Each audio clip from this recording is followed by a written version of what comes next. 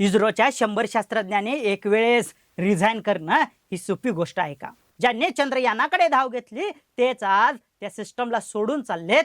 काय दुःख असेल?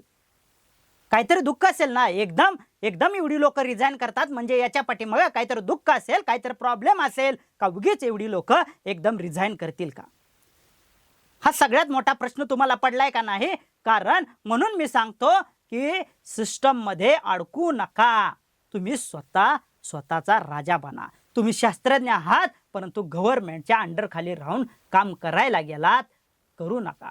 म्हणून मी सांगतो तुम्ही त्या ज्ञानाच्या जोरावर स्वतःचा असा व्यवसाय उभा करा, मार्केटचा असा एक प्रॉब्लेम सॉल्व्ह करा आणि त्याच्यात प्रचंड लोकांना त्या सिस्टमची सर्व्हिस द्या आणि लोकांना त्या सिस्टम मध्ये इतकं सॅटिस्फॅक्शन बनवा की लोक तुम्हाला पैसे देतील, तुमची सर्व्हिस विकली जाईल आणि तुम्ही स्वतंत्र शास्त्रज्ञ म्हणून काम करायला तयार राहाल. तुम्ही जाऊ नका या सिस्टम मध्ये